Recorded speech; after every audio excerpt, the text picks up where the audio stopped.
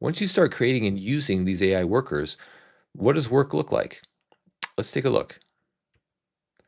For simplicity, let's just call all these AI workers agents. So you're going to have agents that you train yourself, that you create yourself, and you'll refine them over time, and they'll slowly get better and better at what you're wanting them to do. But there's a lot of areas of work that you don't have the expertise to create agents in those areas. And so what you'll end up doing, of course, is hiring agents that others have created. And there are agent marketplaces now that are cropping up specifically for this. So there'll be people who spend months refining and specializing these particular agents to do certain tasks. And you'll either purchase them or you'll hire them on a per use basis. And that way you can start to build out your team. So hopefully you're starting to see that we're slowly moving from an era where we're doing all the knowledge work ourselves to an era where we're orchestrating a team. And as we collect these really competent, good team members, at any moment, we can be delegating tasks to them or just asking them to review our work to help us improve the quality of our work and things like that. Now, at first, you're going to have these individual agents that you use for specific tasks, but over time, you'll be able to string them together to accomplish more complex workflows. Here we are stepping into the future a little bit, but imagine a time when somebody like Jill owns a bakery and she has an objective of increasing walk in traffic by 20%. Well, imagine she had a series of agents that could work in tandem, in collaboration. So perhaps she gives that goal to the business manager agent. That manager agent determines that we need a marketing campaign. So passes it on to the marketing agent that determines, well, Facebook ads are going to be the best for what we're trying to accomplish, targeted local Facebook ads.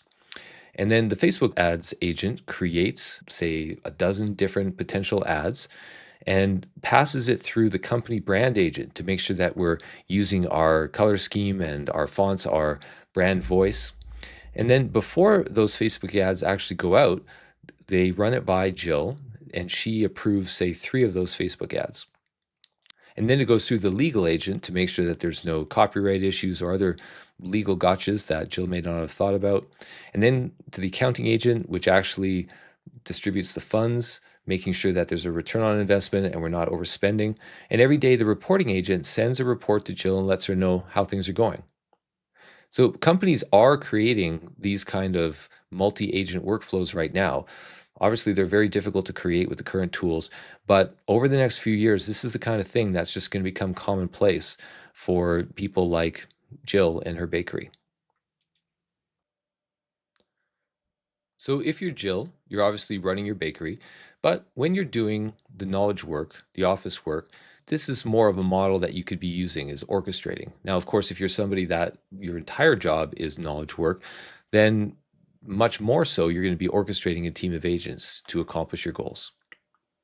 So I want to give you a visual so that you can imagine what this might look like.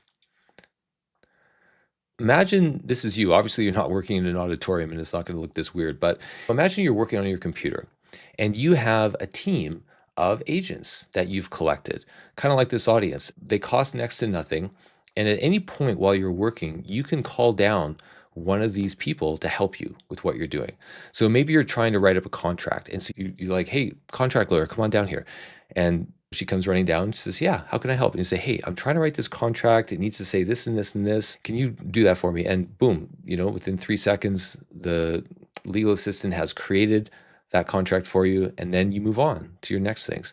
And then you're trying to think of how you're going to do a product launch. And you're like, I wonder how our competition did their last product launches. And so you're like, research assistant, come on down. And you say, hey, do some research on how our competition did their last few product launches and then come back with a report.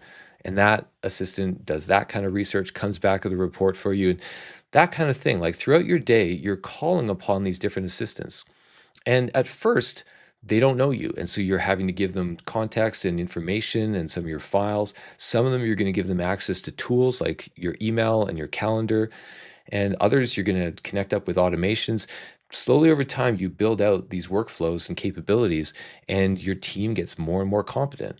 And that's how I see things going with AI. And that's how it's been for myself as I'm working, as I'm slowly building these agents, these competencies, these workflows.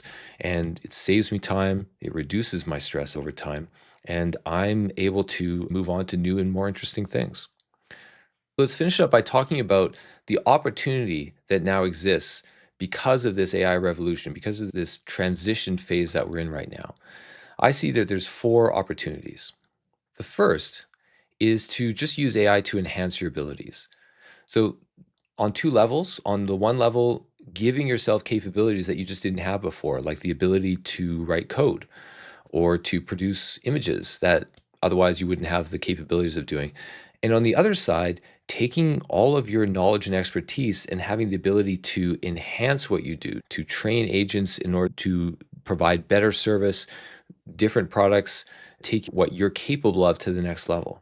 The second opportunity is as you start to become proficient in these different tools and the ability to create automations and agents, you can be part of helping your company integrate this stuff, refining your processes, saving time and money, improving the quality of the work that you're doing, like using all these AI capabilities to really enhance what you're already doing within your organization.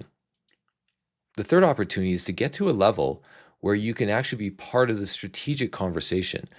At first, people use AI to save them time, to answer questions, to make life a little bit easier. But then as you start to really understand it, you see the next level. Ooh, how could we transform how we work or the kind of products and services we provide?